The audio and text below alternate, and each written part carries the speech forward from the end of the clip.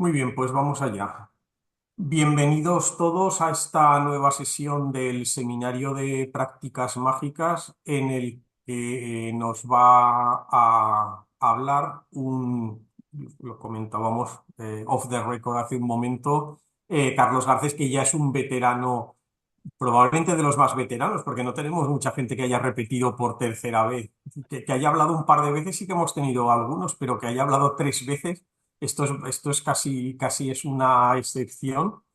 En este caso, pues totalmente motivada, porque, bueno, la primera vez Carlos nos habló de las investigaciones sobre la brujería en Aragón, España, que había realizado hasta ese momento. La segunda vez nos contó el resultado de su investigación más reciente, que acababa de plasmar en un libro recién publicado entonces, sobre los últimos casos de persecución de brujas en territorio aragonés y más concretamente en el condado de Aranda. Y ahora viene a hablarnos de un asunto que no está directamente relacionado con la brujería. Bueno, ya veremos que tiene ahí su toquecillo, pero no es, digamos, el meollo del asunto no es propiamente la brujería, es la posesión demoníaca, pero en fin, a fin de cuentas, el diablo siempre anda de por medio, ¿no?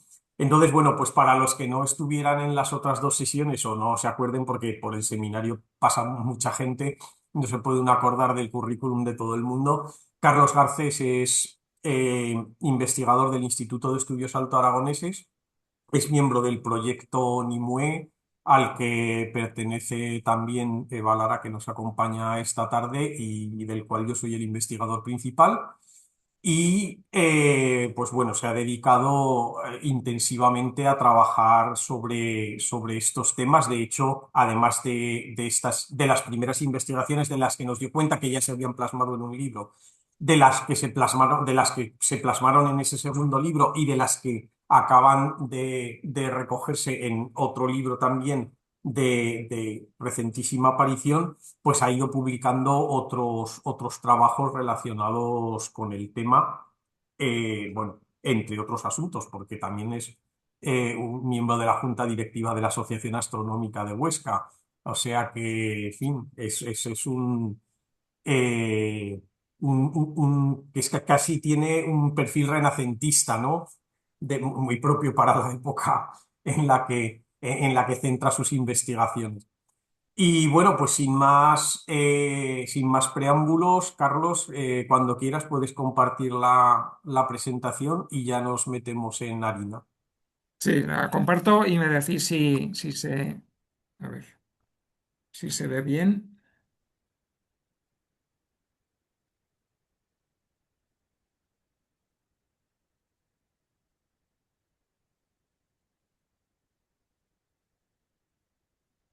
¿Sí? ¿Se ve? Sí, perfectamente. Ahora ya está en pantalla completa, así que adelante. Vale, pues muchísimas gracias, Claudia, muchísimas gracias, Alberto, muchísimas gracias a todos los oyentes. Es un verdadero placer, es toda una alegría volver a participar en el seminario y si me decís que no hay muchas personas que lo hayan hecho por tercera vez, pues la verdad es que la alegría y el placer son dobles. Eh, Sí, como comentaba Alberto, hoy vamos a hablar del tema que ha centrado mi último libro, aparecido este mismo año, la epidemia de posesión demoníaca que afecta a un valle del Pirineo en Aragón en el siglo XVII y que, como se comenta en el título de la intervención, es de hecho una de las epidemias, uno de los casos de posesión colectiva como iremos viendo, más importantes de toda Europa. Eh, es el tema que he estudiado en este libro, las endemoniadas del Valle de Tena, que es el valle, como comentaremos, donde ocurre todo, y como subtítulo, Exorcismos e Inquisición en la España del siglo XVII. La Inquisición va a acudir no de propio, sino porque se le encomienda el caso desde el gobierno de Aragón, desde el gobernador de Aragón, pero va a tener también un papel fundamental. Como en algún libro anterior, la portada es un libro que ha editado, como también el anterior, la editorial Prames. una editorial que trabaja de forma magnífica y, entre otras cosas, uno de los atractivos del libro es que cuenta con casi 300 ilustraciones en color, que son algunas de ellas las que vamos a ir viendo. Y como en el caso anterior, en este, el tema de la portada está sacado de una obra que tiene que ver con lo que se cuenta, que es esta fantástica pintura de finales del siglo XVIII, La pesadilla de Fuseli. Em, ¿Qué ocurre en este valle? El valle de Tena está en el Pirineo aragonés, es fronterizo con Francia, en una época en la que buena parte del sur de Francia ha adoptado el protestantismo calvinista, son los conocidos como hugonotes. Pues durante varios años, entre 1637 y 1642, ocurre en ese valle pirenaico, como veremos, uno de los episodios sin duda más increíbles de la historia de Aragón.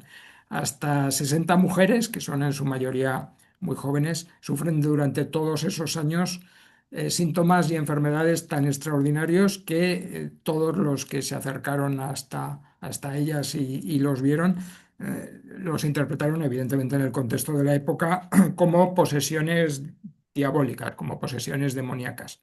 Y es que en el Valle ocurre realmente de todo, episodios que se cuentan a partir de testigos presenciales y que el lector del libro tiene que juzgar y considerar si pudieron o no ocurrir realmente, pero que son lo que nos cuentan quienes los vivieron. Mujeres, las endemoniadas que se arrojan a las llamas en el cementerio de Tramacastilla intentando salvar los hechizos que las ligaban al demonio, que se tiraban supuestamente desde alturas considerables sin sufrir ningún daño, o que víctimas del endemoniamiento reptaban como serpientes en la iglesia. Mujeres que vomitaban numerosos objetos, y luego veremos uno que fue enviado a la Inquisición en Zaragoza y ahora está en Madrid.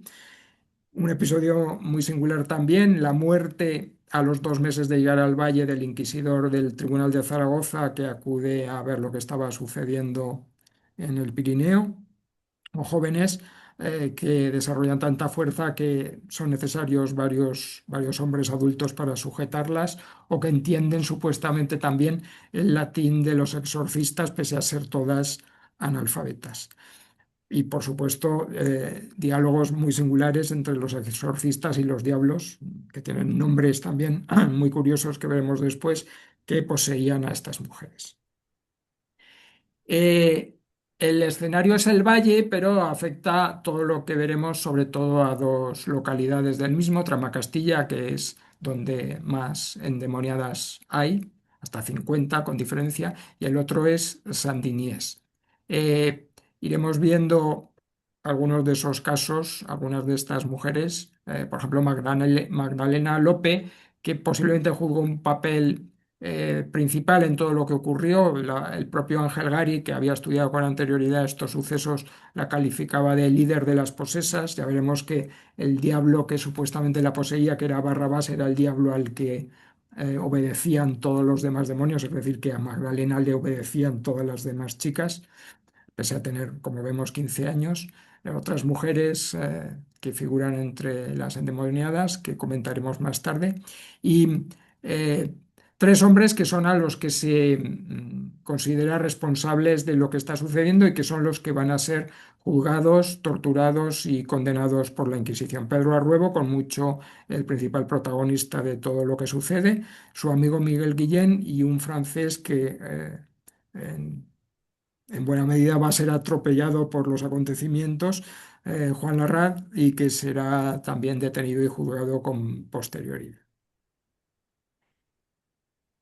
Hay que comentar, para empezar, un par de ideas importantes.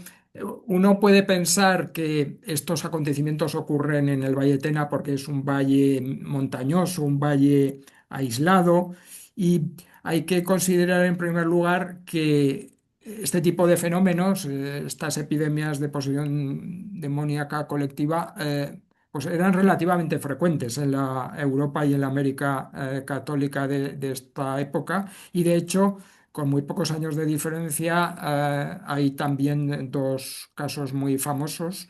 el de las monjas ursulinas de Loudun en Francia. Aquí vemos la quema en la hoguera del sacerdote al que se consideró responsable de los hechos, y el convento de San Plácido en Madrid, para el que pocos años después Velázquez va a pintar esta maravilla que es su Cristo. Son casos casi contemporáneos de lo que sucede en el Valle de Tena, pero es verdad que lo que tenemos aquí son comunidades de monjas que son las afectadas por la posesión. En ese sentido, lo que sucede en el Valle de Tena sí es distinto porque estamos en presencia de mujeres del valle, muy jóvenes, como decía, que son las víctimas de estos hechos. De hecho, el Valle de Tena es singular en ese sentido, en lo que es la España de la época, la España de la Contrarreforma, porque en el Valle de Tena en esa época no había ningún convento, ni masculino ni femenino.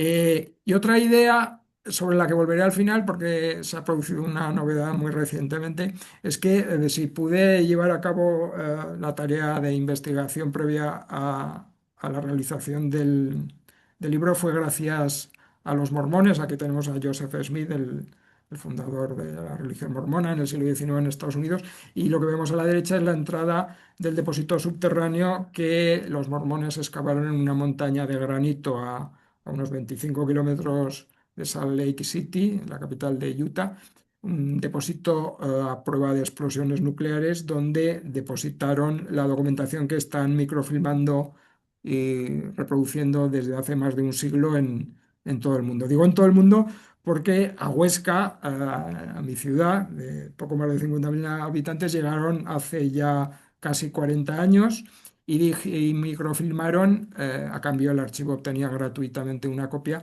los 11.000 protocolos notariales que conserva el archivo.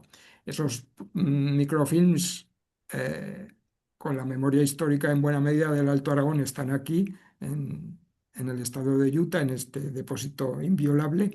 Pero bueno, no podemos explicar, y no es el objeto de la charla tampoco, por qué los mormones están haciendo esto con una cantidad, supongo, enorme de recursos económicos y personales desde hace más de 100 años.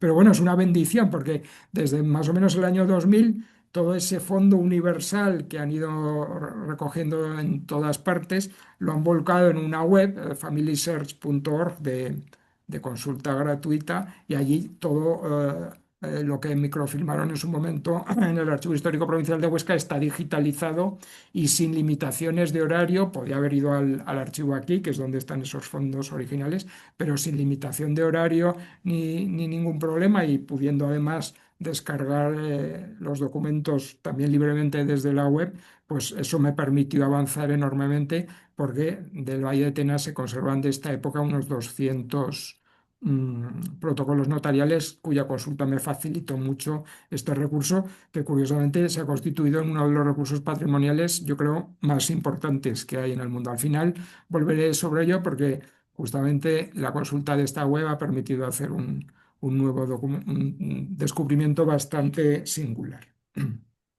Lo que vamos a hacer es recorrer una serie de protagonistas de lo que ocurre, y el primer protagonista es el propio valle. Esta es una vista casi bucólica del Valle de Tena, fronterizo con Francia, como ya he dicho. Lo que se ve aquí es la iglesia de Saqués. Este es un paisaje ya perdido porque a principios de los años 70 del siglo pasado se construye un embalse junto a este pueblo que hizo que quedara deshabitado. Entonces la nueva carretera pasa por esos prados que se ven en la foto, así que el paisaje es ya completamente distinto, pero bueno, es el escenario en el que vivieron estas mujeres y también los acusados en el siglo XVII. Y en el libro, precisamente, para hablar del Valle de Tena en el siglo XVII, me sirvo de un tensino, que es el nombre que reciben los habitantes del valle, muy singular y muy importante, que fue canónigo en Zaragoza, Vincencio Blasco de Lanuza, y que publicó esta obra de gran trascendencia para el conocimiento del Aragón de esta época, y que habla mucho de su valle, con noticias que han servido para el libro, y que da de sí mismo esta definición tan maravillosa, que no me resisto a leer. Dice Vincencio Blasco de Lanuza: soy montañés y no de muy ligado, de no muy limado lenguaje ni de levantado estilo, pero sé también que escribo verdad y con grande cuidado de aprovechar a los prójimos y de servir a mi patria, y que he estudiado toda mi vida y que no querría enterrar el pobre talento. Un lugar también emblemático del Valle de Tena, aunque en realidad está justo antes de entrar al valle, porque pertenece a la tierra de Viescas, es el santuario, la ermita de Santa Elena, que ya en el siglo XVII y que todavía ahora es un lugar al que acude todo el valle y la propia tierra de Viescas, pues en primavera. Entre otras cosas porque allí al lado de la ermita hay una fuente milagrosa, la Gloriosa.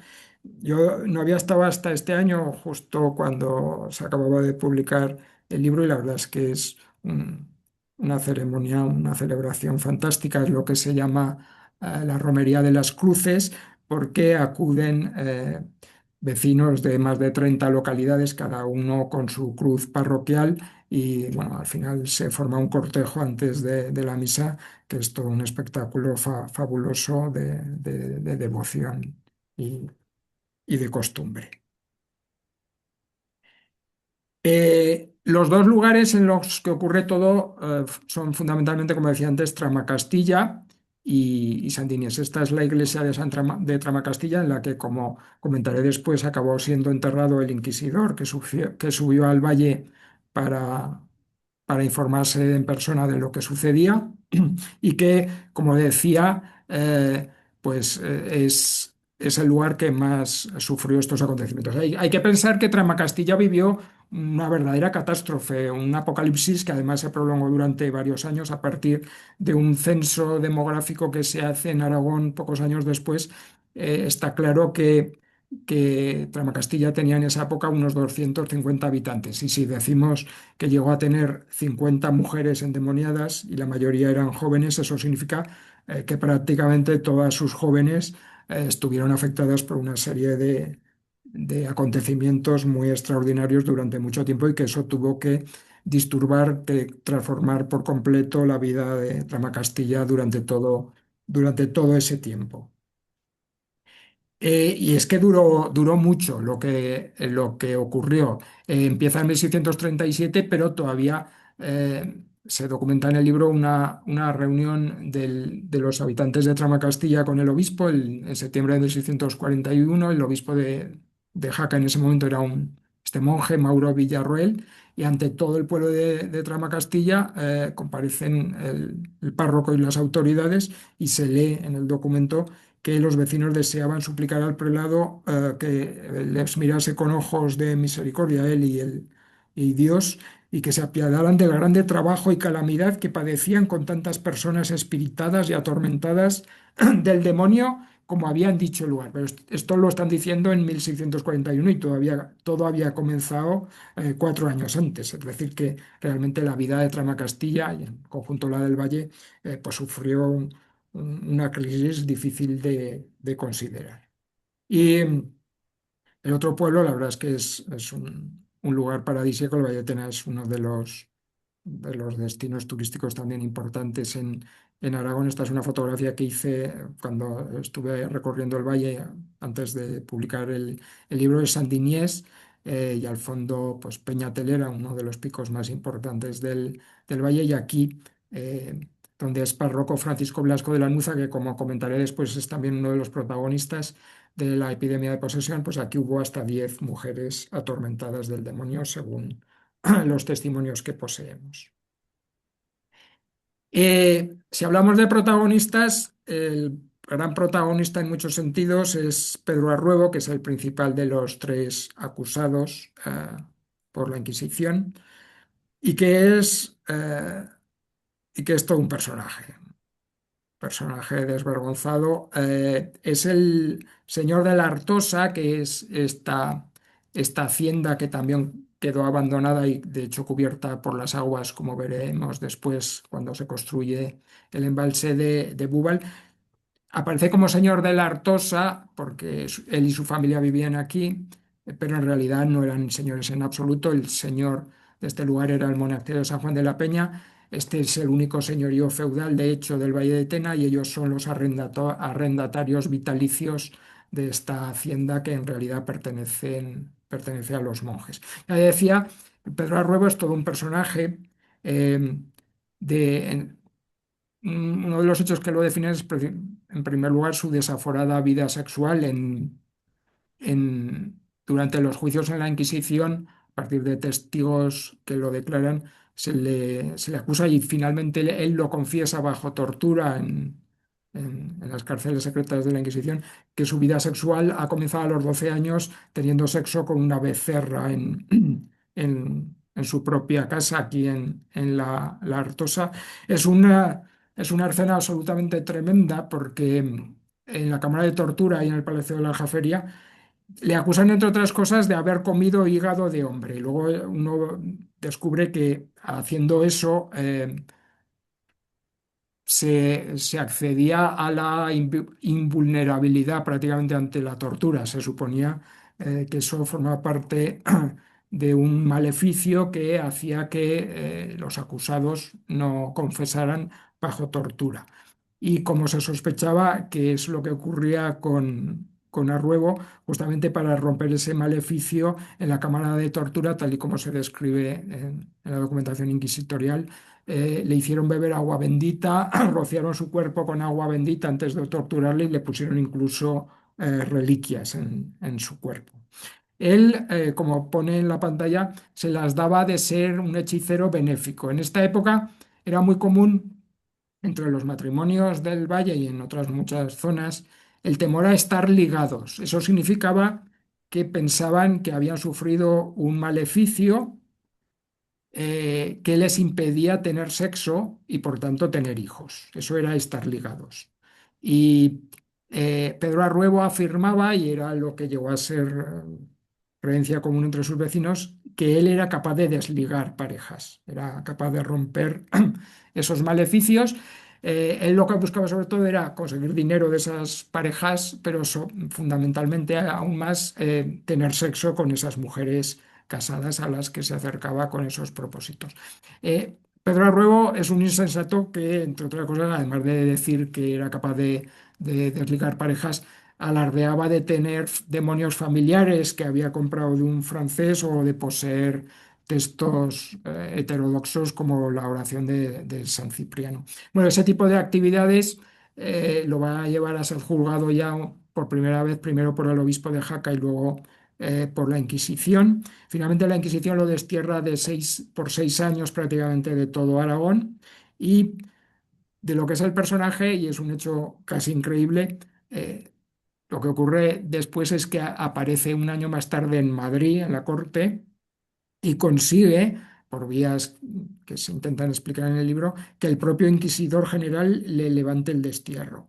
Y cuando a principios de 1637 vuelve al Valle, después de haber sido perdonado en Madrid, junto con otra serie de factores que ahora sería muy largo explicar, que acaban desencadenando una tormenta verdaderamente perfecta, es cuando comienza a sufrir una serie muy grande de chicas y mujeres de Trama Castilla, una serie de síntomas que luego se convertirán en la epidemia de posesión.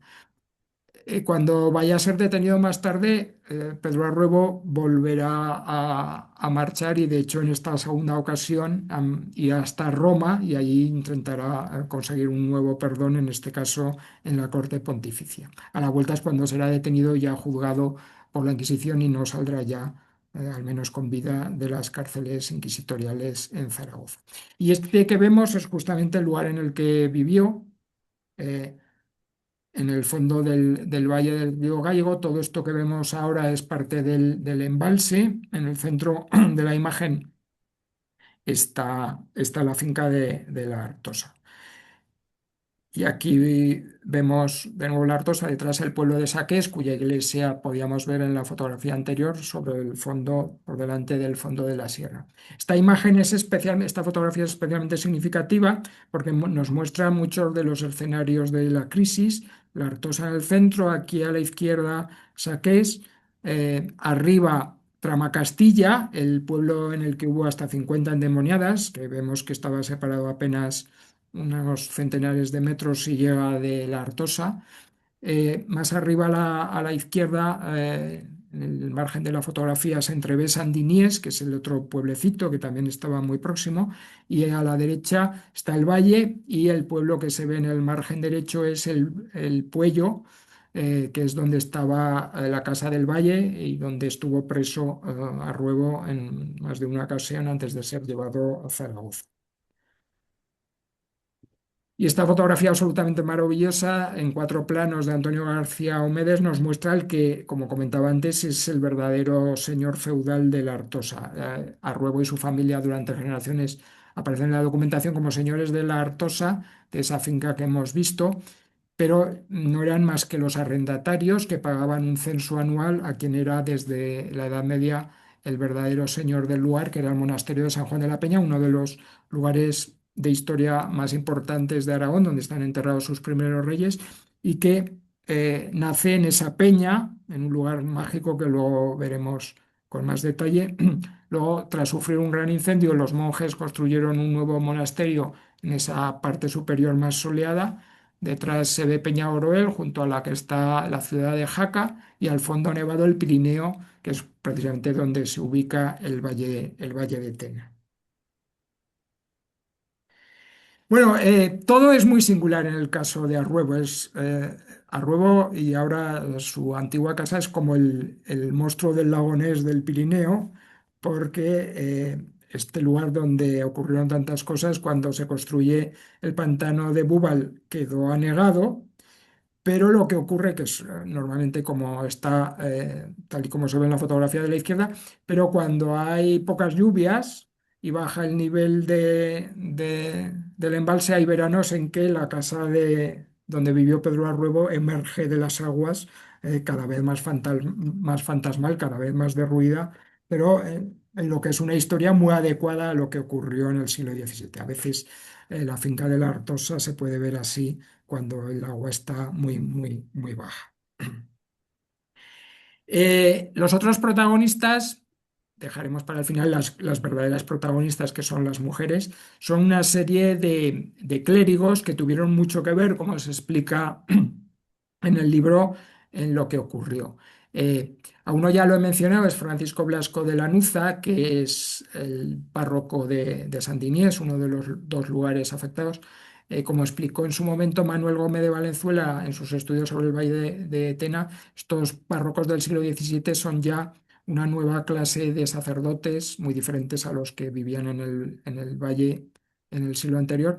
Eh, Son sacerdotes posteriores al Concilio de Trento que se han educado en la universidad, por ejemplo, Francisco Blasco de Lanuza en la Universidad de mi ciudad, en Huesca, y que, de hecho, el mismo año en que empieza la epidemia de posesión, publica en Zaragoza este libro dedicado, como podemos ver en el grabado, al Ángel de la Guarda, por el que tiene una gran devoción. Pero claro, en este libro está anunciando Francisco Blasco de Lanuza en 1637 que está ya a punto de terminar la segunda parte, que va a dedicar a la actuación del demonio, a las acciones del demonio sobre los seres humanos. Y justamente cuando está recopilando materiales y preparando ese libro es cuando va a estallar la epidemia de posesión en su lugar, en su parroquia y en Tramacastilla, es decir, algo que evidentemente no es casual. Eh, Francisco Blasco de Lanuza, mientras todavía dura la epidemia de posesión, va a sufrir, parece ser, una terrible crisis personal y espiritual cuando muere el inquisidor en Tramacastilla. Y de hecho, hemos podido documentar que en los meses siguientes a la muerte del inquisidor deja su parroquia, aunque deja el valle, aunque continuaba la epidemia de posesión, y se hace monje benedictino precisamente en San Juan de la Peña, que vemos ahora en esta fotografía y ubicado con su claustro románico bajo la inmensa roca que le da nombre. Aquí, como digo, están enterrados los 3 primeros reyes de Aragón, los reyes del siglo XI. Él se hace monje y luego terminará siendo abad del monasterio. Y eso es muy singular porque al ser abad de San Juan de la Peña es el señor feudal de la Artosa, que es la casa de Pedro de Arruebo, el principal acusado de todo lo que está sucediendo, lo cual es un giro de la historia también muy singular. Y siendo abad, publica un libro de más de 1000 páginas en el que completa aquella primera obra y se ocupa en gran medida del demonio y Es una obra que se titula así, Patrocinio de ángeles y combate de demonios, y en el que describe, y es una fuente documental de enorme trascendencia, en 28 páginas la epidemia de posesión. De hecho, este libro que publica en San Juan de la Peña, hasta los trabajos de Ángel Gari, y ahora con la publicación de mi libro, era la principal fuente de información que poseíamos sobre estos hechos. Otro protagonista importante cuyo papel se ha podido desvelar además en el libro es un arcediano de 70 años aquí en la Catedral de Huesca que se llama Juan Gastón Pérez, que tenía en su casa esta Virgen de las Gracias, que es una copia de una Virgen italiana que había hecho reproducir durante su estancia en Italia. Cuando viene a a Huesca, de regreso a su patria, esta virgen parece ser que se convierte en una virgen milagrosa a la que acudían los habitantes de Huesca y del entorno a pedirle gracias y cuando eran concedidas, pues como en muchos lugares, dejaban exvotos que acabaron llenando el oratorio de la casa de este religioso. Es curioso porque esta virgen que obraba esos prodigios en el siglo XVII ahora está en los peines, en los almacenes del Museo de Huesca y ni siquiera forma parte de la colección permanente del museo. Bueno, pues este hombre eh, debía tener fama en buena parte de Aragón como un religioso de virtudes muy, muy grandes, y en lo que es una escena de película, a lo largo del año 1637, cuando ya ha empezado la crisis, cuando hay una serie cada vez más grande de mujeres de Tramacastilla que están sufriendo enfermedades muy extrañas, se decide, y hay que imaginar la escena, ya digo, bajarlas a Huesca, y hay pues 70, 80 kilómetros desde la montaña hasta mi ciudad, acompañada pues, por las personas que estimaron convenientes, las bajan hasta Huesca, las ve este religioso y cuando las examina es él, a finales de 1637, el que dice que no están enfermas, sino que están endemoniadas y que lo que tienen que hacer es exorcizarlas. Evidentemente, a la vuelta es lo que empiezan a hacer, entre otras cosas, Francisco Blasco de Lanuza, que ya he dicho que estaba ultimando un libro sobre el demonio y, por supuesto, a las pocas semanas de ser exorcizadas, las mujeres empiezan a manifestar síntomas de posesión, los demonios empiezan a hablar desde el interior de sus cuerpos y comienza verdaderamente lo que es la epidemia de posesión demoníaca. Eh, Durante la crisis, durante todos estos años, las mujeres vomitan hechizos, al menos es lo que nos testimonian quienes los vieron. Y uno de esos hechizos, como comentaba antes, se conserva en Madrid, en el Archivo Histórico Nacional, entre los fondos de la Inquisición. En este caso no ocurre esto que vemos en el Valle de Tena, sino en una localidad, Villanúa, que tiene además una historia muy larga relacionada con la brujería, en un valle paralelo al de Tena. Y es muy curioso, es el único lugar fuera del Valle de Tena al que se extendió la epidemia de posesión, y eso ocurre muy probablemente porque el párroco de Villanueva era de Tramacastilla y tenía relación con los otros dos sacerdotes. Son, evidentemente, los clérigos, son los sacerdotes, los factores determinantes en el origen y la extensión de estos fenómenos. Y como se puede leer en esa carta que envía a Zaragoza, y con él el hechizo, pues él, y claro, luego uno tiene que creer o no lo que está diciendo este señor, pero dice que algunas de sus feligresas vomitaban pues más de 100 hechizos como el que vemos. Y para probarlo envía esto, que lo ha acabado en Madrid, lo descubrió en su momento Ángel Gari, pues junto con la carta del propio párroco. En ese envoltijo con letra del siglo XVII en el que se lee hechizos y cuando se desenvuelve pues se ven como en otros muchos hechizos, pues cuerdas, alfileres, clavos, cabellos. Esto se supone que era esto y cosas más raras lo que vomitaban estas mujeres. Un protagonista principal es, por supuesto, el Tribunal de la Inquisición. Aquí vemos su emblema y su impresionante lema sacado del Salmo 73, levántate, Señor, y juzga tu causa, lo cual es bastante inquietante, claro. Y bueno, en este caso es el Tribunal de Zaragoza, uno de los 20 tribunales aproximadamente que forman el Santo Oficio, incluyendo, por supuesto, el de México, el que se tiene que ocupar, no de oficio, sino porque finalmente, como decía antes, el gobernador de Aragón les encomienda que juzguen lo que está pasando, pues son los que se encargan de juzgar a estos tres hombres como responsables de la epidemia de posesión. Desde época de Fernando el Católico, el Tribunal de la Inquisición en Zaragoza tenía su sede en uno de los monumentos más importantes de Aragón, que es el Palacio de la Aljafería, donde está ahora el Parlamento aragonés, las Cortes de Aragón. Arriba es como se puede visitar ahora la Aljafería, abajo, más o menos, después de la fortificación que se hace en época de Felipe II, como lo pudo ver Arruebo cuando fue llevado a prisión. Y aquí es donde Arruebo va a ser pues, encarcelado, juzgado, torturado y condenado. Y es muy curioso porque se trata de un palacio islámico del siglo XI y aquí es donde durante mucho tiempo la Inquisición juzgaba a moriscos acusándoles de seguir practicando en secreto el Islam, que es eh, para el que se construyó este palacio. Es una de las paradojas de toda esta historia.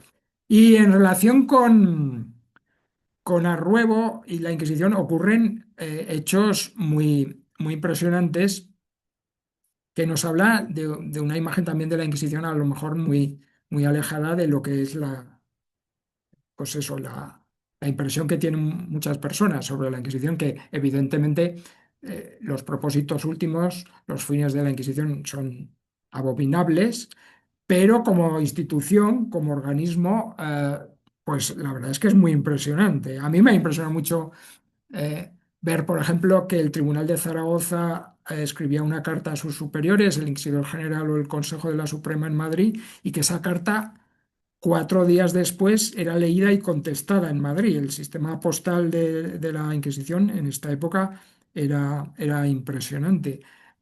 O ver las cartas que se remitían, por ejemplo, desde Madrid a Zaragoza en los tomos donde se recopilaron, que están digitalizados en la web Pares de los archivos españoles, porque es impresionante. Uno descubre, bueno, constata que la Inquisición era, entre otras cosas, una burocracia imperial impresionante. Aparte de que toda la documentación está con una letra fantástica, pues yo buscaba las cartas que enviaban a Zaragoza, pero pasabas una página y lo que había era una carta a Canarias o a Sicilia y a la siguiente página era una carta a Lima o a México. Era un recorrido página tras página por todo el mapa inquisitorial, que era también el mapa imperial de la España de los Austrias.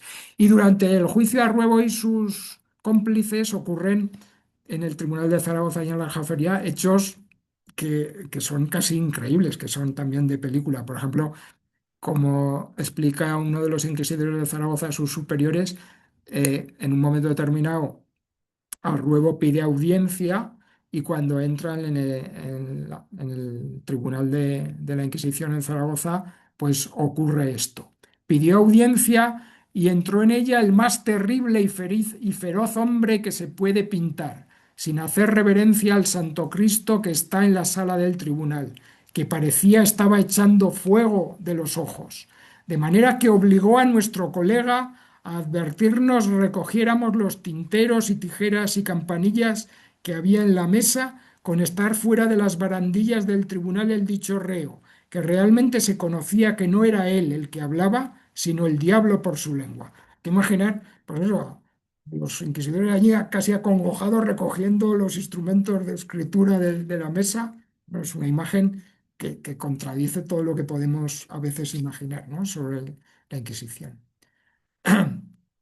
Y de hecho es muy impresionante, eso también me impactó mucho. Por ejemplo, en Francia acabábamos de ver antes que en un proceso semejante, el de las monjas posesas de Ludun, a un sacerdote católico lo queman vivo como acusado de los hechos. En ningún momento la Inquisición condena a muerte a Ruebo, lo juzgaron tres veces y no lo condenaron nunca a muerte. Las condenas más graves fueron a galeras, que claro, era una condena también muy severa, pero no a muerte. En este caso, esto tiene que ver con su segunda condena, son una condena a 5 años de galeras Y he recogido este documento porque también es muy significativo de cómo funcionaba la Inquisición. El inquisidor de Zaragoza se excusa ante sus superiores en Madrid de no haberle podido imponer una sentencia más severa. Y lo explica así. Parecerá el acuerdo al que no ha examinado la causa que no es igual a su calidad, pero como la resolución ha de ser conforme a la sustancia que resulta del proceso, hechas las diligencias conforme la disposición del derecho e instrucciones del Santo Oficio, a nuestro corto entender no se ha podido extender más la pena. Y añade, sin embargo, que la curia real lo hubiera ahorcado, y lo decían así los oidores que se hallaron a las consultas. Los propios oidores de la justicia real están diciendo que a este sujeto lo ahorcarían y fin. Pero los inquisidores dicen que, de acuerdo con los reglamentos del Santo Oficio y el derecho, no le pueden imponer más que la pena de 5 años de galeras. Y eso es muy, muy impresionante.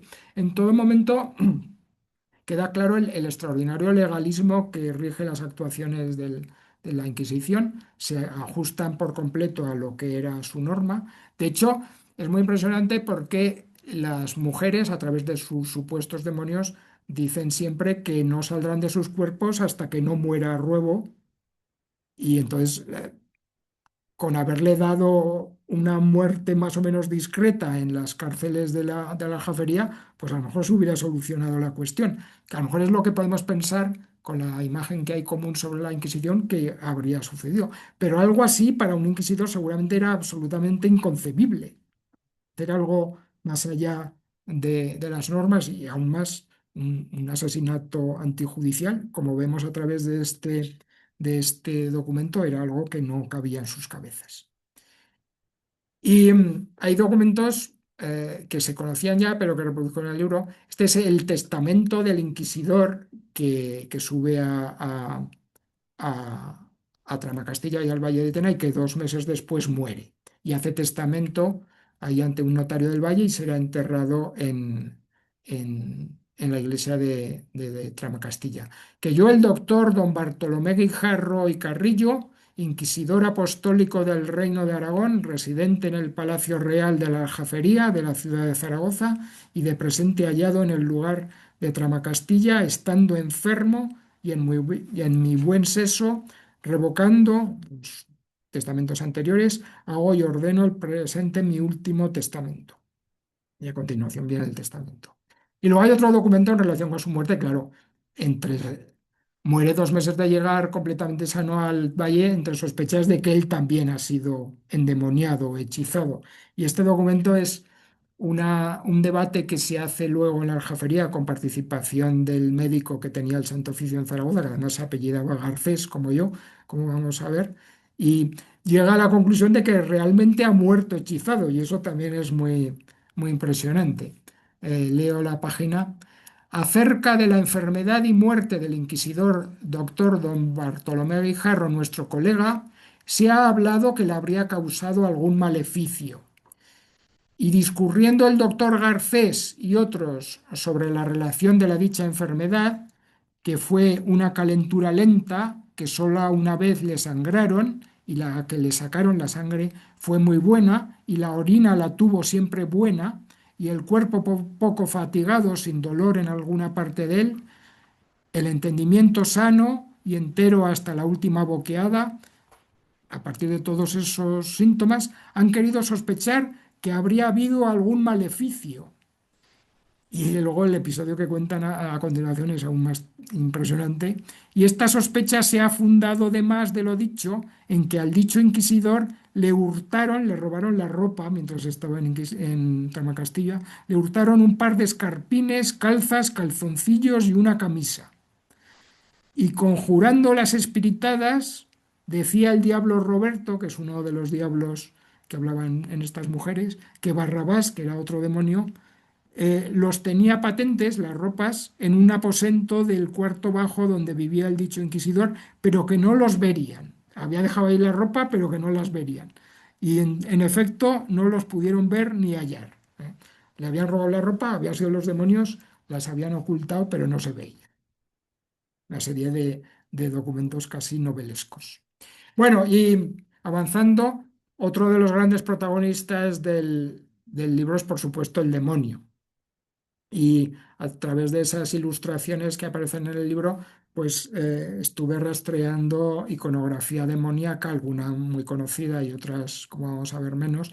La izquierda es, a la izquierda lo que vemos es la estatua del ángel caído que está en el Parque del Buen Retiro en Madrid, que es una de las pocas esculturas públicas del demonio que debe haber en lugar alguno, que está en el parque más importante de Madrid.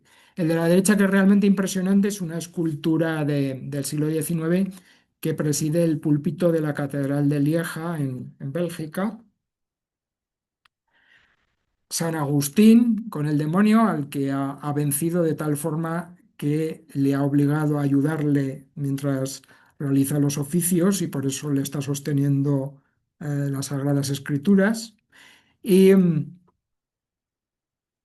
fragmento de un grabado que presenta a este Lucifer impresionante con tres cabezas y tres bocas que están devorando seres humanos.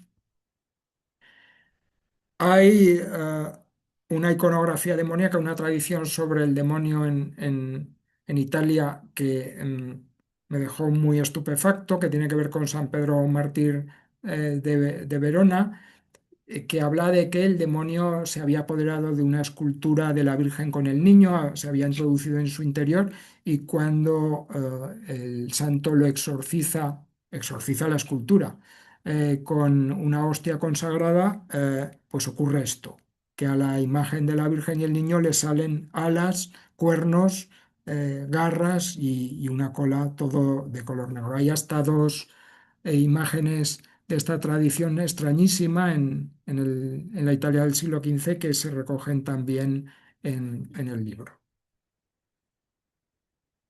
Y luego un manuscrito centroeuropeo que está en una biblioteca británica y que está digitalizado y accesible libremente en Internet, un manuscrito del siglo XVIII, del que me ha servido bastante en el libro, que recoge iconografías demoníacas realmente singulares, como las que vemos aquí o estas otras.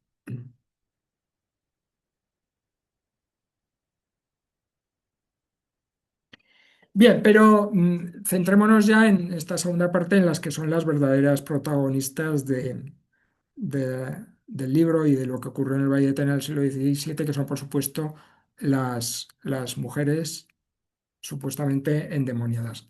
Y lo introduzco a partir de este grabado alemán del siglo XVI, también tan notable, donde esas dos mujeres allí, sin darse mucha cuenta de lo que ocurre, van a ser amenazadas gravísimamente por la muerte y por el demonio, representado de esa manera tan curiosa, con ese demonio pequeñito en la cabeza y lanzando como si fueran drones demoníacos, porque por encima de las cabezas de las mujeres hay un pequeño demonio también. Bueno, aquí las mujeres están despreocupadas, pero también descubrí, bueno, no conocía casos de santas que luchaban de forma realmente contundente contra el demonio. Y ese es el caso nada menos que de Santa Margarita de Antioquía, que vencía al demonio a martillazos. Y así aparece en una obra italiana del siglo XIV que está en Estados Unidos o en esta otra obra del Museo Bizantino de Atenas.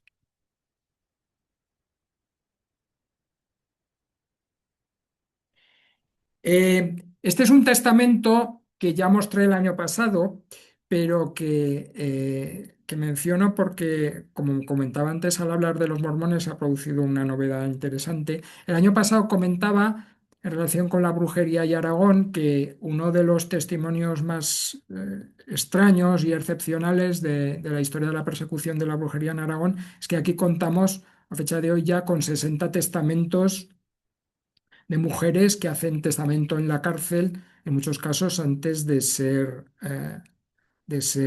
ajusticiadas por brujería. Y mostraba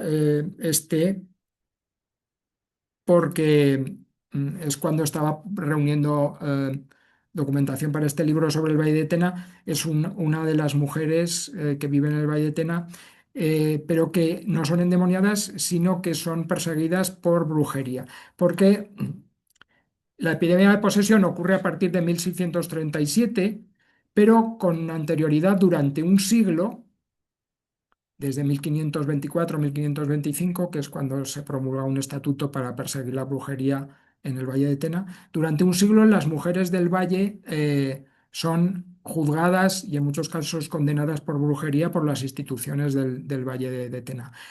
A partir de la documentación notarial que pude manejar y de todo lo que se había publicado ya sobre el Valle de Tena, se descubre que la propia situación, la propia posición en que vivían las mujeres del Valle de Tena es uno de los factores que explican todos estos hechos.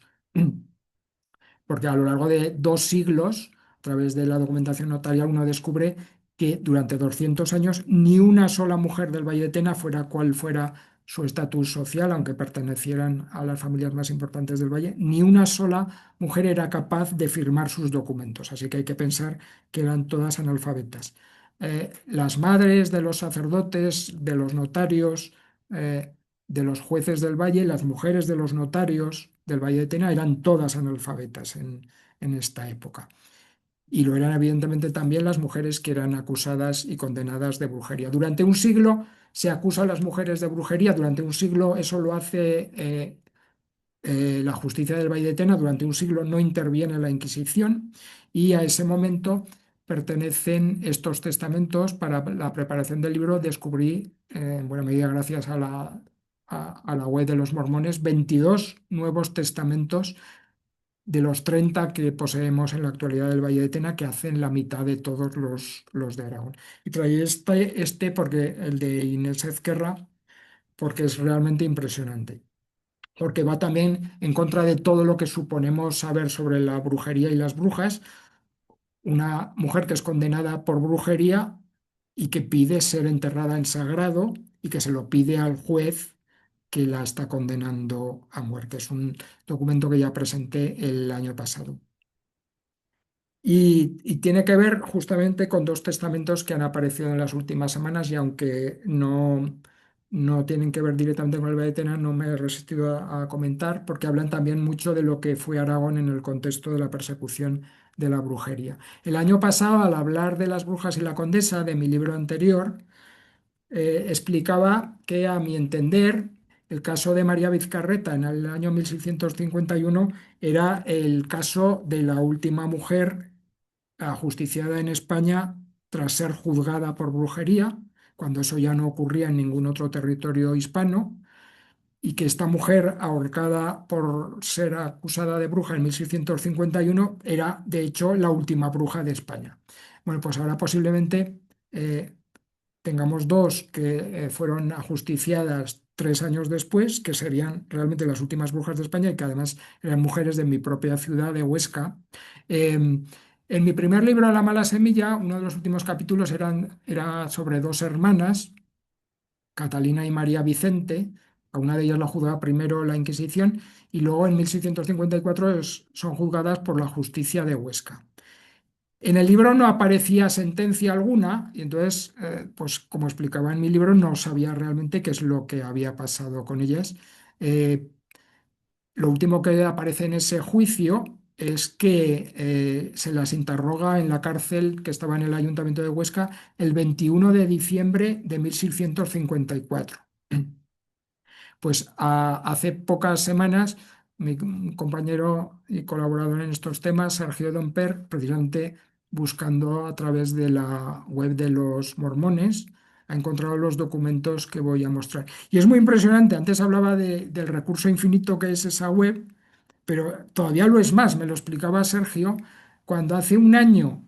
em, yo buscaba en los protocolos notariales del Valle de Tena, en familysearch.org, pues podía consultar la documentación notarial, descargar cualquier página que quería.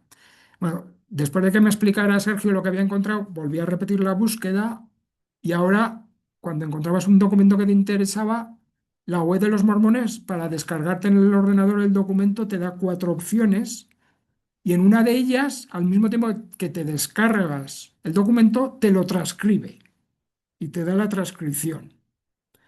Es una transcripción todavía deficiente, pero es una verdadera locura. Y de hecho, Sergio encontró lo que voy a mostrar porque el motor de búsqueda debe rastrear ya los propios manuscritos y eso es absolutamente alucinante. Y supongo que eso ha pasado en un año y de aquí a algo más de tiempo, pues este tipo de cosas van a ser absolutamente increíbles. Entonces, lo que me mostró Sergio es que estas mujeres, por lo que yo había publicado el 21 de diciembre de 1654, son interrogadas y lo que ahora sabemos es que al día siguiente las dos hicieron testamento estando presas en la cárcel del Ayuntamiento de Huesca y como se puede leer muy bien, eh, estando condenadas a muerte por bruja y hechicera. En ambos casos, los dos. Así que posiblemente estas fueron las últimas brujas de España, día de hoy, claro, en 1654. Al ser una fecha tan tardía, ahora lo que vamos a hacer es tratar de rastrear los libros parroquiales a ver si documentan su muerte para confirmar que realmente fueron ajusticiadas. Pero en cualquier caso, 1654 ya es una fecha muy tardía y confirma Aragón como el lugar en el que se pusieron por escrito las últimas descripciones de aquelarres dándolos por ciertos y también con 20 o 30 años de retraso en relación con Navarra y Cataluña, el lugar en los que se mataron por última vez en España a mujeres acusadas de brujas tras ser juzgadas por brujería.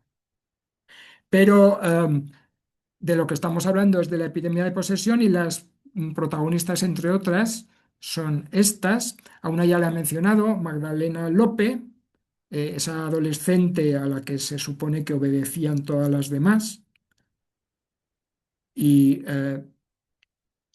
otras como Isabel Pardo, ahora comentaré una escena también absolutamente alucinante en relación con ella.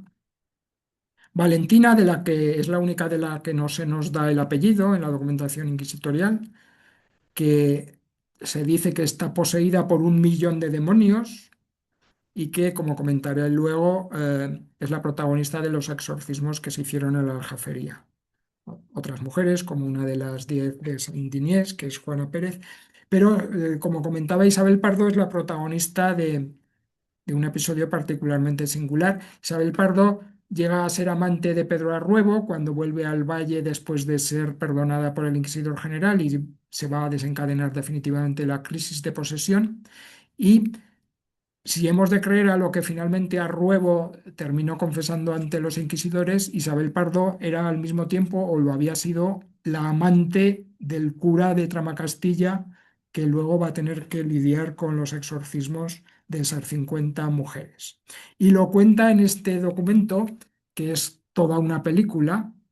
eh, Cuenta Pedro Arruebo ante los inquisidores en Zaragoza que después de haber tenido sexo con Isabel Pardo, estando en la cama con ella le dice que no estaba ligada con su marido, volvemos a hablar de esos temores, pues la conocía siempre que quería, pero no todas las veces que ella quisiera. Y puesto eso en boca de una mujer del siglo XVII también es realmente singular.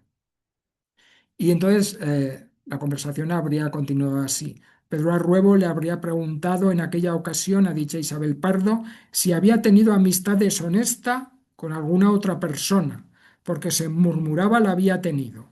Ella le confesó que sí, con la persona a quien después había dado el pergamino. Es una historia que se detalla en el libro, que era el rector, el párroco de Tramacastilla, y que éste había estado con ella. Y lo más singular, bueno, con ser muy singular la historia, es que en esta documentación, que pertenece a la documentación supersecreta del Santo Oficio, alguien decidió tachar esa última frase, pero de tal manera que se lee perfectamente. Pero es la frase en la que se dice que el cura realmente había estado con esta mujer.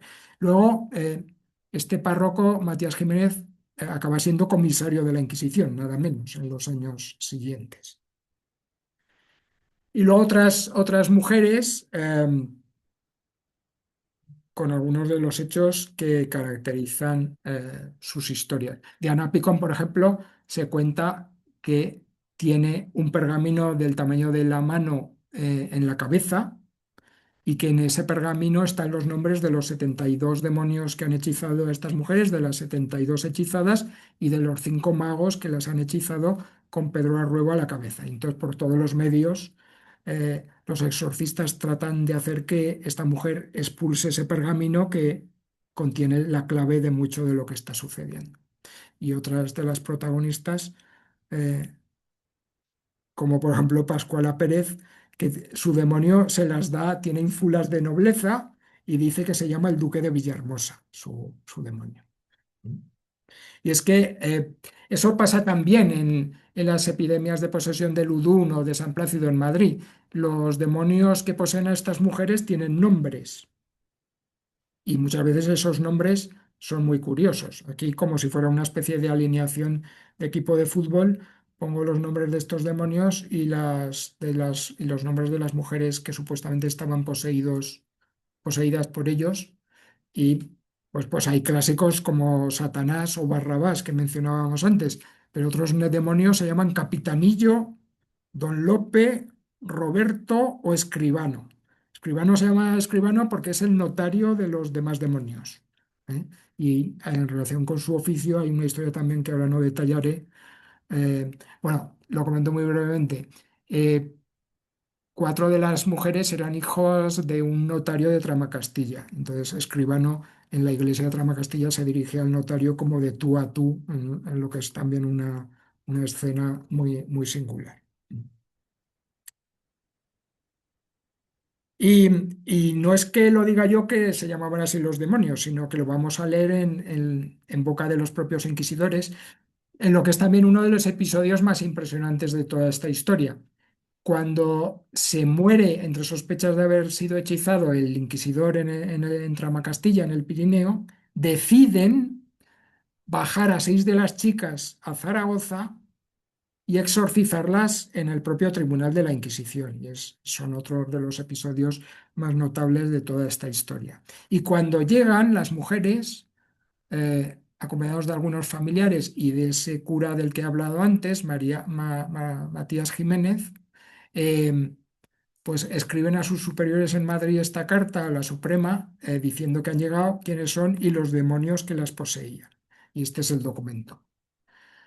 A primero de este mes, me parece que es noviembre de 1640, llegaron las 6 mujeres obsesas, es sinónimo de espiritadas o endemoniadas, que con carta de 3 de octubre las mandamos venir del lugar de Tramacastilla en la valle de Tena. Y son Gracia Pérez, que tiene el demonio Roberto, María Abós, que tiene a Furibón, Valentina a Luzbel, Juana Pardo al espíritu Don Lope, María Juana Lope a Capitanillo y Catalina Lope, que tiene a Barruet. Aquí están eh, las mujeres y sus demonios en escrito de los propios inquisidores a la Suprema. Y ya para terminar, el anexo, el último capítulo del libro, es un apéndice que tiene que ver con episodios semejantes que se dieron en Jaca durante mucho tiempo, desde finales del siglo XVIII hasta pues prácticamente la Guerra Civil e incluso después, hasta casi mediados del siglo XX. Eh, Durante prácticamente 2 siglos, personas que en todo el Pirineo, incluso en la parte francesa, porque acudían a Jaca centenares de personas desde el Pirineo francés, eh, acudían a Jaca a la fiesta de su patrona en junio, Santa Orosia, el 25 de junio, en torno al solsticio de verano, porque se suponía que Santa Orosia era capaz de librarles del demonio. Y entonces se vivían episodios absolutamente extraordinarios en la Catedral de Jaca, en la que se velaba toda la noche y luego durante la procesión.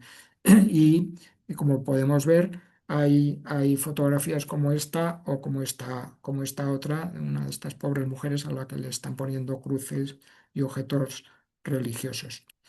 Es muy singular porque es una tradición muy antigua que se mantuvo desde finales del siglo XVIII, pero hay que suponer que estas tradiciones en algún momento dado nacían y que en el siglo XVII todavía no era así, porque es muy singular el hecho de que el Valle de Tena pertenece al obispado de Jaca, que no está demasiado lejos del valle, y durante el siglo XVII, durante la epidemia de posesión demoníaca del valle, nadie habla de llevar a estas mujeres a Jaca. en ningún momento surge esa posibilidad y de hecho no se hace con ellas lo que luego va a hacer durante 200 años. Así que, aunque esta fue una costumbre muy antigua, hay que pensar que en el siglo XVII todavía no existía.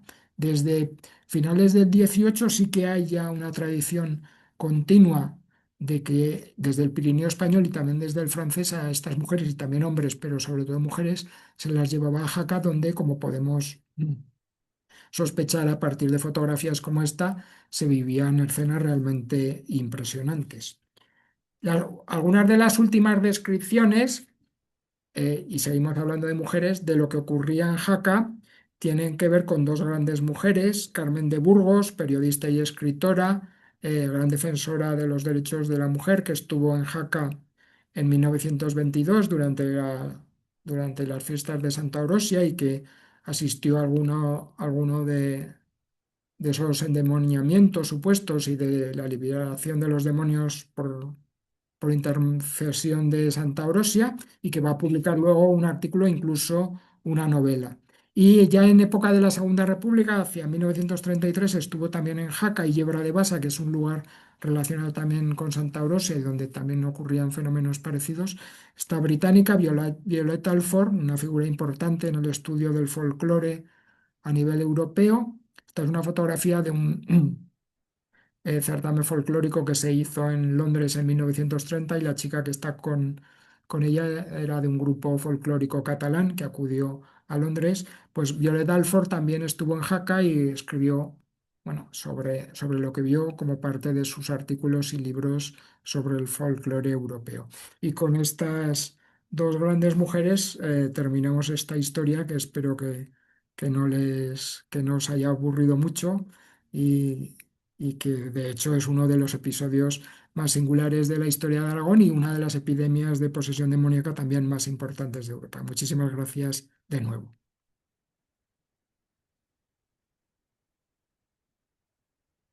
Pues muchas gracias, Carlos. Si te parece, deja ya de compartir la pantalla Sí, y así ya podemos eh, vernos unos a otros.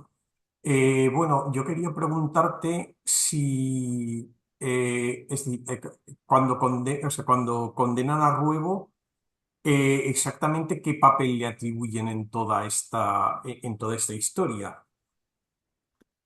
sí, pues el papel de ser el inductor, de tener hecho un pacto con el demonio a través del que, entre otras cosas, por haber comido ese hígado de hombre, es capaz de Ajá. soportar supuestamente el tormento y de ser él el que, junto con su amigo y posteriormente el tercer personaje, Juan Larra, haber endemoniado a las mujeres. Eh, Tanto de que estaban endemoniadas como de que Arruebo era el principal responsable, están convencidos todos, desde los párrocos hasta el inquisidor Ujú. o uno de los consultores de la Inquisición, Fray Raimundo Sáenz, que sube también con anterioridad al inquisidor Alba y Etena para recabar testimonios sobre los que basar el juicio. Todos, cuando ven lo que está ocurriendo, que debía ser muy impresionante. Claro, desde nuestra perspectiva actual hay que interpretarlo todo desde otra perspectiva, pero sin duda lo que ocurría con estas mujeres y durante mucho tiempo, eh, pues era muy impresionante, pero todos lo interpretan en ese sentido y atribuyen que ha sido un pacto con el demonio y que es lo que le permite hechizar mujeres. Se habla de que son mujeres, bueno, son las explicaciones que se dan que o han rechazado tener sexo con él o forman parte de familias cuyos miembros le han acusado con anterioridad y han hecho que sea juzgado previamente en Jaca y por la Inquisición y que en venganza las endemonia, pero se le acusa de eso, de ser él, bueno, el demonio a través de él, quienes las ha endemoniado, sí. Ujú. Y eh, se ha ofrecido alguna explicación, digamos, científica o racionalista, si se quiere mejor, ¿no? Claro, De lo que esa pasaba ahí, es. porque realmente es complicado, ¿no? Sí, sí, no, y eso lo planteo yo creo que en los primeros párrafos del libro, que lo que voy a explicar, bueno, pues es lo que explican los testigos y en muchos casos las propias víctimas, eh, pero que desde nuestra perspectiva, bueno, pues hay que ver qué es lo que está ocurriendo allí, si se puede llegar a saber. En esa época, evidentemente, no hay ninguna interrogación ni hay ningún cuestionamiento. No, Todos. no, está claro, sí. Sí, sí, para ellos Entonces, era obvio. esa pregunta se puede explicar justamente a través del último capítulo, que es el de las espiritadas de Jaca, porque Ujú, muchas de las descripciones que tenemos de lo que ocurre allí a finales del siglo XIX y principios del XX, pues quienes lo están describiendo sí se hacen esa pregunta justamente. De hecho, hay algún médico que escribía artículos sobre lo que está viendo en Jaca, que también era muy ujú, impresionante, y él sí que empieza a pensar qué es lo que puede haber detrás, ¿no? Entonces, pues habla de alteraciones psíquicas, de la propia situación social, educativa y vital de estas mujeres, que evidentemente es ujú. una de las claves más importantes. Y sí, los interrogantes están justamente en los testimonios sobre estas posesiones más contemporáneas. Luego, Sí, ¿qué bueno. ocurrió? Claro, porque ya es una histeria colectiva. Es el papel de esta chica como posible rectora de todo lo que sucedía, porque es que además una vez que se pone en marcha la rueda, esa rueda gira y gira enloquecidamente de forma ya casi autónoma, porque en principio uno podría pensar que una vez que a Ruebo y a sus dos compañeros los llevan a Zaragoza y los están juzgando, todo se tendría que haber tranquilizado. Y desde que están en Zaragoza, la crisis dura 3 o 4 años más, y ya de forma absolutamente autónoma, como si hubiera cobrado vida por sí misma. Supongo que eran la situación, ya digo, en la que vivían estas mujeres y lo que suponía su entorno, lo que mantenía vivo toda esa fenomenología tan increíble, que a través de otros testimonios sabemos además que ya había ocurrido con anterioridad algo parecido, aunque no tan extremo, en el propio Valle, en décadas anteriores. Ujú. Eva Lara que quería hacer algunas preguntas, así que Eva, adelante. Hola, buenas tardes, noches desde aquí, desde España. Perdonad, pero no encontraba la opción de levantar la mano. Hola, Carlos, un placer Hola, escucharte. lo mismo digo de verte.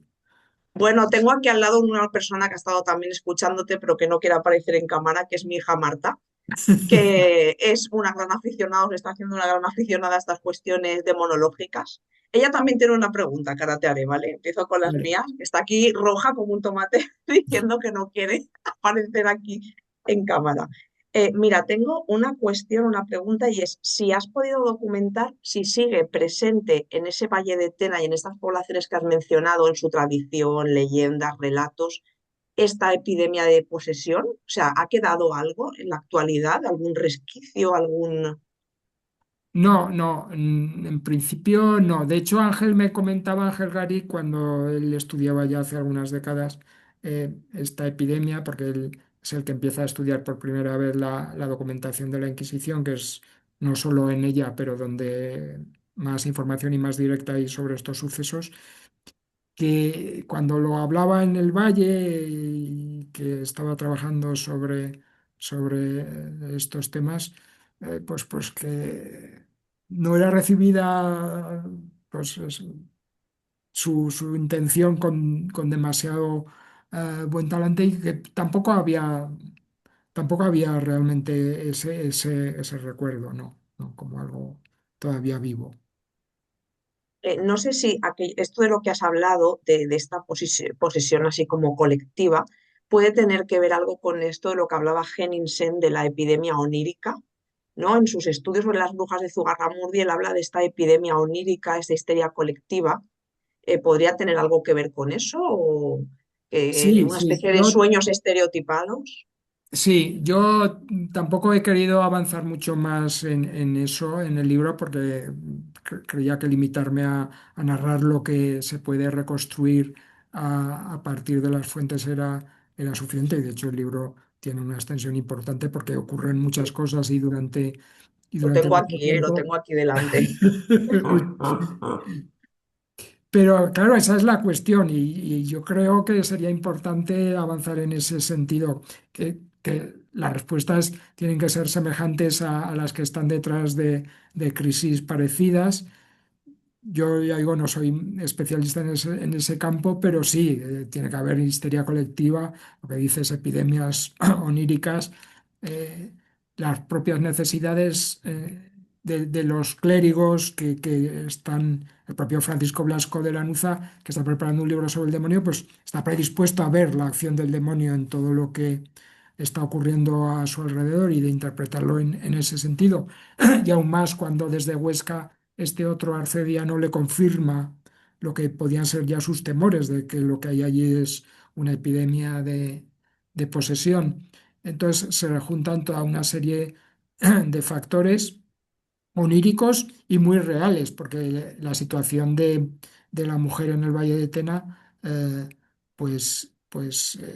es lo que subyace a todo esto. Mm, el Valle de Tena en estos siglos vive sobre todo de la trashumancia, con sus ganados, sobre todo de ovejas, casi la mayoría de los hombres del valle bajaban con los rebaños, viajaban casi 100 kilómetros hasta el Valle del Ebro y ahí estaban medio año durante el invierno, durante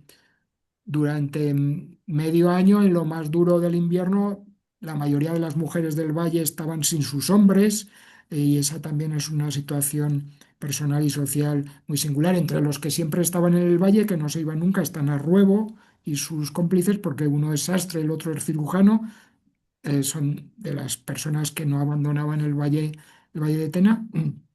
Y luego es el horizonte vital de estas mujeres, que como he comentado, a partir de la documentación se pone de manifiesto que son todas analfabetas, que ni siquiera las mujeres de las principales familias saben escribir. Y su horizonte vital es que con 18 19 años, como mucho, que es lo que aparece en algunos de los casos que se estudian en el libro, pues sus familias las casaban con algún individuo del valle, evidentemente no a elección suya, y a partir de ahí ya su destino estaba sellado. Como comentaba, ni siquiera estas mujeres tenían la posibilidad que podía existir en otros lugares de hacerse religiosas, porque no había conventos, ni masculinos ni femeninos en el valle. Su único horizonte era ese, que las casaran jóvenes con personas a lo mejor a los que ellas estaban muy lejos de querer.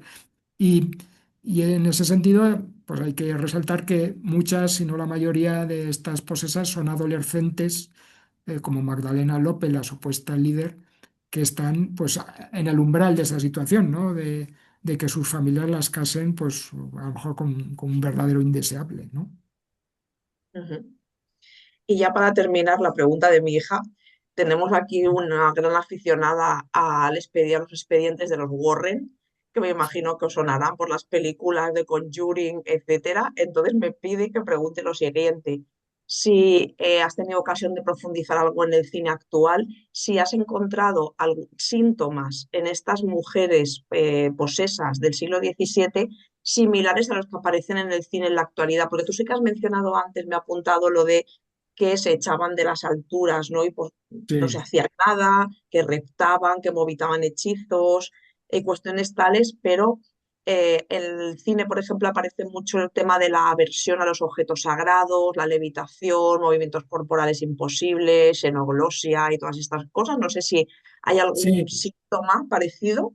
sí, toda esa fenomenología aparece en los casos, aversión a los objetos religiosos, a los rosarios, pero de eso me tendríais que hablar tú y tu hija más que yo, porque he de decir que soy un poco blandito y entonces no me gusta el cine de terror porque lo A mí pasan tampoco, ¿eh? mal. Y A entonces, ella, a mí no. A mí me obliga a ver las películas y luego no duermo. por eso que a lo mejor me tendría que hablar ella más, que sí que es un tema muy interesante. Evidentemente, toda esa fantasmagoría, toda esa iconología que se refleja en el cine, pues es heredero de lo que se transmite a través de estos procesos en España y en el resto de Europa. Evidentemente, son los mismos fenómenos. A lo mejor representados de forma aún más impresionante, pero sí, Claro. sí, todo ese tipo de cosas sí, sí aparecen, sí. Pues muchísimas gracias, Carlos, por la respuesta. Y Un Alberto, gusto. apunta a mi hija para el proyecto ya que va a entrar ya en la próxima Ya convocatoria. veo, sí. De tal palo a tal astilla, pues será muy bienvenida, por supuesto. Preguntar, Claudia, en el chat si puedes, Carlos, si puedes dar la referencia del libro este con las imágenes de los diablos pintorescos, el libro este Sí, alemán. sí.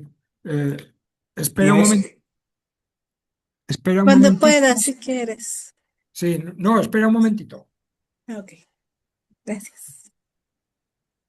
La verdad es que era muy curioso. Hay un libro bastante conocido que es el Diccionario Infernal de Gautier de Plancy, Ya estoy, que ya estoy aquí. Cogido el libro. Sí. Ah, se llama, el título en latín es Compendium Rarissimum Totius Artis Magicae. Está en una colección de Londres que se llama Welcome Collection y si hacéis búsquedas por ese nombre, Compendium Rarissimum Totius Artis Magicae o Welcome Collection, las dos cosas, pues en principio sale. Y si no lo encontráis, Muchas que seguro gracias. que sí, yo te envío. Te puedes descargar el manuscrito entero que tiene, solo he puesto creo que cuatro, pero tiene una iconografía absolutamente alucinante. En el Sí, libro, no, siempre son. sí, Ujú. en el libro he utilizado varias, de hechiceros y brujas y hay cosas tremendas. Qué maravilla. Sí, Oye, sí, es una de las otro, cosas que descubrí en el proceso de investigación, porque como comentaba, si en sí, el la Welcome Collection, sí, efectivamente. si en las brujas y la condesa busqué iconografía sobre brujas, en este caso me centré en el demonio y la verdad es que hice descubrimientos que, como este manuscrito o el de la tradición sobre San Pedro Mártir de Verona y esa imagen de la Virgen y Eso el es niño genial también, sí, desde que se luego. vuelve demoníaca, que eso me parece muy impresionante y muy sí, extraño, además, que se representara de esa forma la Virgen con el niño en la Italia del siglo. colorido, ¿no? Sí. Ujú. Sí, pero este manuscrito sí, sí, es muy impresionante. Aprovechando un poco que ya abrí mi micrófono, Carlos, Sí, bueno, para empezar, muchísimas gracias. La verdad es que me encantó la exposición. Me muchas quiero gracias. comprar el libro. Busqué La Mala Semilla, de hecho, la vez pasada, y está súper agotado, Sí, ¿verdad? la mala semillas, sí. Claro, ese ya es del 2013, pero la verdad es que sí, hubo que hacer una segunda edición y no eran tiradas muy grandes, pero se agotaron las dos y la verdad es que fue fantástico. Y las No, brujas y sí, la una condesa maravilla. y este sí que se pueden conseguir. Si los queréis tener, ya os diré también cómo acceder a ellos. Bueno, Ah, supongo muchas a gracias. través de compras en red se puede online, pero si no, Sí, ya os diré también cómo a lo mejor lo poneros en venden en libro contacto con la electrónico. editorial. Sí, Ajá, además ok, estarán porque encantados. este sí está en venta, el de Sí, este y el anterior de las brujas y la las condesa, sí. endemoniadas. Ajá, ok. Y este es de este Este, año, todavía está, sí. ahora que estabas exponiendo respecto a los nombres que se le asignan casi casi del diablo que le corresponde a cada quien, me parece además extraordinario. Siempre me han gustado además los nombres que les dan, que son de los más ridículos, muchos de ellos, ¿no? Sin duda. Eh, Lo curioso sí, es, lo curioso es cómo los inquisidores se podían tomar eso en serio. Es decir, ajá, son los mismos inquisidores que los conjuros estos de las hechiceras del con cinco, lo de los cinco dedos, etcétera, que es obvio que les parece una cosa completamente ridícula, y sin embargo ya aparece aquí un fulano que se llama un diablo que se llama Capitanillo. ajá, Porque, y vale, claro, ¿por qué Satanás, no? Lucifer, Barrabás, yo qué sé, ¿no? Estos nombres que aparecen en los grimorios, yo qué sé, o incluso los que se inventaba Cervantes en el Ujú. entremés de la cueva de Salamanca, pero Don Lope, el duque de Villahermosa, por Dios, es que, Sí, es no, que es no, una no. cosa que dices, pero ¿cómo no se daban cuenta de que esto precisamente estaba condicionado por lo que había dentro de la cabeza de estas buenas mujeres, ¿no? Claro. Sí, es no, no. sorprendente, sí, sí. Yo Sí, en un sí, es pliego, muy sorprendente. sí, me Porque en el encontré un caso de las verdugo. monjas de San Plácido ocurre también. Hay unos nombres que son muy estrepitosos ahí en el Sí, propio eso da para un monasterio. artículo, Carlos. Eso tenemos un día que Sí, hacer tú y yo, un artículo sobre lo de los Sí. nombres de los demonios. totalmente. Y hay por ahí un artículo sobre una obra que habla de los nombres de los demonios. Si quieres, luego te lo paso, pero Ah, sí, sí, estaría sí. excelente un artículo sobre estos nombres. Y mi pregunta era si también se reproducen los diálogos que sostienen los diablos con... Evidentemente no se les puede hablar mucho porque eso sería caer en su trampa, ¿no? Según los manuales de inquisidores, digo, de exorcismos, pero... No, pero sí, sí. Sí, hay diálogos muy singulares. Por ejemplo, lo cuenta Francisco Blasco de la Almuza. No sé si es algo que ha vivido él o lo cuenta del otro párroco, Matías Jiménez, porque en el relato que hace en el libro que publica en Sagón de la Peña se vale de su propia experiencia como párroco de San Dinés.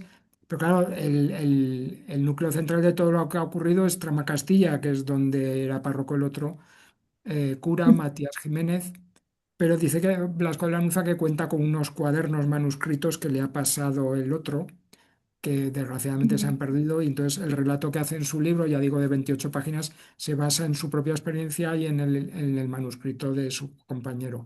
Y no sé a cuál de los dos corresponde lo que voy a contar, pero sí hay un diablo que se resiste a abandonar el cuerpo de su mujer y al final consigue que salga y le dice el demonio que al salir va a romper una campanilla que hay en el altar y al final bueno, pues hay un tira y afloja entre los dos y al final la chica extiende de forma rapidísima la mano y tira la campanilla, sí. Y, y lo que decía antes de Escribano, cuando se muere el inquisidor, si es que son historias, como decía Alberto, que es alucinante que se las creyeran, claro. Eh, Cuando se muere el inquisidor y deciden bajar a las 6 chicas a Zaragoza para que la exorcicen los inquisidores en persona, pues antes de bajar, dos de las chicas que van a ir a Zaragoza son hijas del notario de Tramacastilla, que se llama Juan Lope, y entonces, estando en la iglesia de Tramacastilla, pues se supone que está ahí Juan López, el notario. Entonces, Escribano, el demonio que dice que es también notario de los demonios del Valle, le dice al notario que va a ir a Zaragoza, que como él también es notario, que cuando vaya a Zaragoza le compre una escribanía de plata y y que se la suba. Es Y, fabuloso. y entonces baja Juan López con sus hijas a Zaragoza. Por supuesto, no le compra al demonio ninguna escribanía, se compra una para él. Y cuando vuelve, pues supongo que otra vez en la iglesia, el demonio le dice que qué hay de lo suyo y al pocos días desaparece su escribanía y la tiene oculta escribano varios días. Bueno, ese tipo de historias se cuentan, sí. Gracias, Carlos. Muchas gracias a vosotros. Creo que Carmen también quería comentar algo. Hola, sí, sí, sí, si me Hola, ¿qué permiten por tal? ahí el micrófono. Claro, por Eh, supuesto. Gracias. Carlos, muchísimas gracias por la presentación. También me ha gustado mucho. Muchas gracias a Es ti. que tiene en verdad pues muchos detalles, ¿no? A comentarlo. Los nombres, bueno, esta forma, ¿no? De tratarse. Yo realmente solo quería comentar, pues que digo, hay que leer el libro, yo entiendo, hay que atender a toda la investigación, pero me parece muy, muy interesante cómo creo, me atrevo a decir, que se está retratando esta situación que viven las jóvenes, que viven las mujeres, ¿no?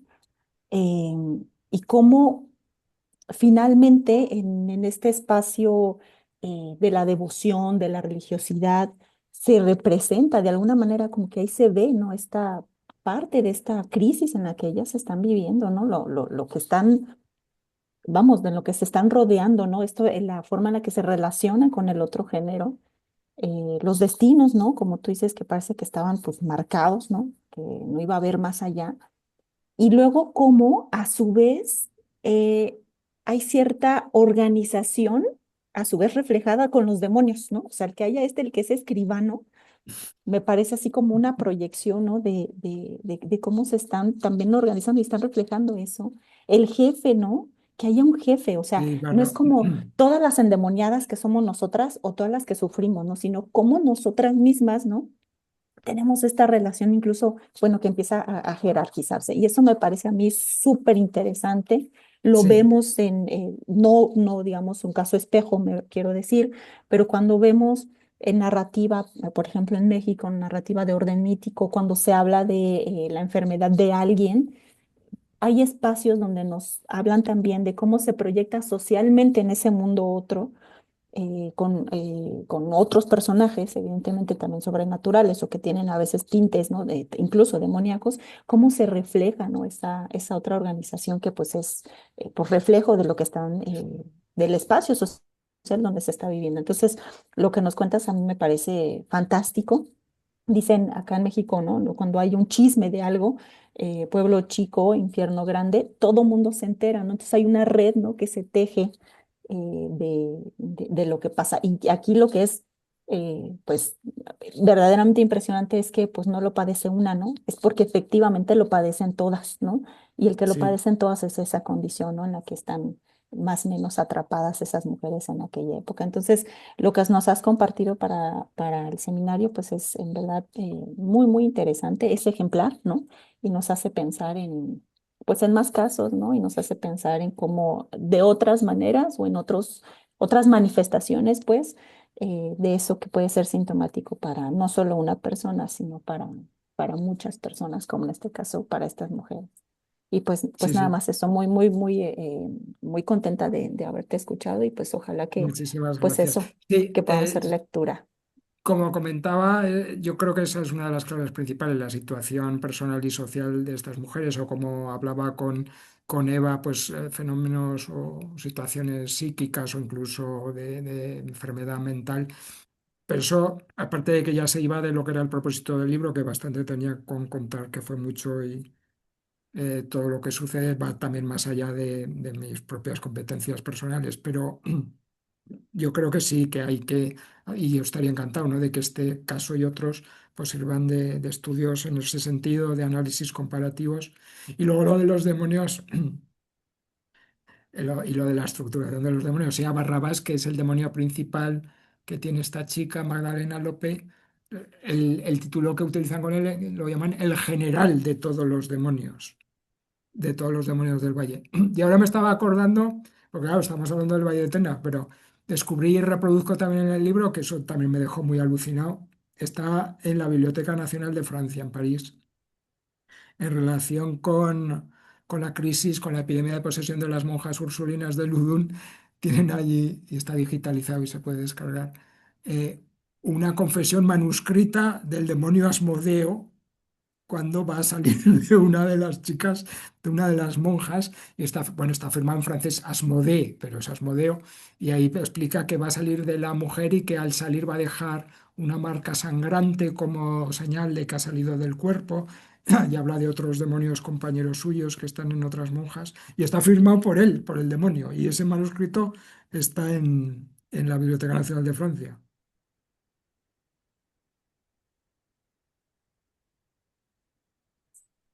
Muy bien, Carlos, pues muchísimas gracias. Si no hay más preguntas, podemos dejar cerrar la sesión por hoy, que ya llevamos casi 2 horas. Y bueno, pues la verdad es que en fin, es lógico que en el libro no te hayas puesto a buscarle, digamos, una explicación racionalista al asunto. Primero, porque como bien has dicho, bastante grueso ha salido ya simplemente contando Sí, con cierto detalle lo que había pasado, o sea, reconstruyendo los hechos, digamos. Luego, porque, bueno, en cualquier caso, para eso, desde luego, habría que tener una competencia médica, bueno, y además posiblemente en varias ramas de la medicina, ¿no? Y luego porque al final, pues, bueno, no dejamos también en esos casos de proyectar nuestras propias categorías sí, sobre ellos, ¿no? Con unos datos que, a fin de cuentas, pues son muy incompletos, con lo cual, al final nuestro ejercicio puede ser simplemente una especie de como de maquillaje para Sí, quedarnos sí, tranquilos con nosotros mismos, ¿no? Y en estos casos, creo que todos los que nos dedicamos a la historia de la magia en sus diversas modalidades somos conscientes de que al final lo que realmente tiene más interés es entender cómo los sujetos históricos se relacionan con el mundo de la magia, cómo entienden que funciona aquello, que luego nosotros, es decir, sería como, yo qué sé, decir, no, es que un nigromante en realidad es un bueno, vale, en el caso, por ejemplo, del que nos hablaba otro de los compañeros del proyecto, Ricardo Guixá, sobre las fotografías de los espiritistas, bien, en este caso uno puede averiguar la explicación técnica de que eso salga así en esas fotos, pero cuando estamos hablando de estos casos, pues realmente no, es decir, ¿qué vas a decir? Es decir, ellos estaban completamente convencidos de que era así sí, completamente. y muchas veces es precisamente esa convicción la que hace que las cosas sean así. Sí, Y ya está. Entonces, bueno, pues yo creo que es completamente lógico el enfoque y que sí, hacer otra cosa posiblemente habría sido, ya digo, en el fondo al final estaríamos falseando la situación. sí. Y pasa también con el mundo de la brujería. Tratamos por todos los medios de racionalizar cosas que son en esencia irracionales y entonces Claro. transitamos caminos que a lo mejor nos están llevando muy lejos de explicar y conocer realmente lo que pasó. Sí. Sí, sí, con esas cosas hay que tener cuidado. Bueno, pues lo dicho, si nadie más tiene ninguna pregunta, muchas gracias a todos por la asistencia. Nos volveremos a encontrar. eh, el- mm, ay, Claudia, en diciembre ya no tenemos sesión, ¿no? Sí, el ¿O 12 sí? tenemos todavía. Vale, vale, de acuerdo. Es que, Ujú. claro, como cae justo con las fechas de fin de año y tal, vale, sí, es verdad. Ahora recuerdo que lo que habíamos hecho era adelantarla antes de que no irnos de vacaciones Exacto, sí. invernales. Muy bien, de acuerdo. Pues entonces nos veremos si todo va bien, nos veremos en la próxima sesión.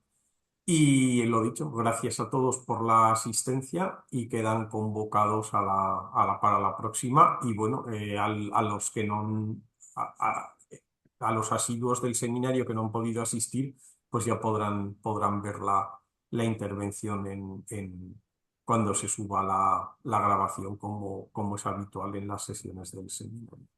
Y con esto acabamos por hoy. Muchas gracias. Muchas Muchas gracias. gracias. Muchas Hasta la gracias. próxima. Eva, pasémosle a tu niña la liga de prácticas mágicas porque hay muchas conferencias que seguro le van a encantar. Seguro que sí. Muchas gracias, Claudia. Nos vemos. Muchas Hasta Chao, gracias. hasta chao. luego. Adiós. Ahora. Seguimos. Bye.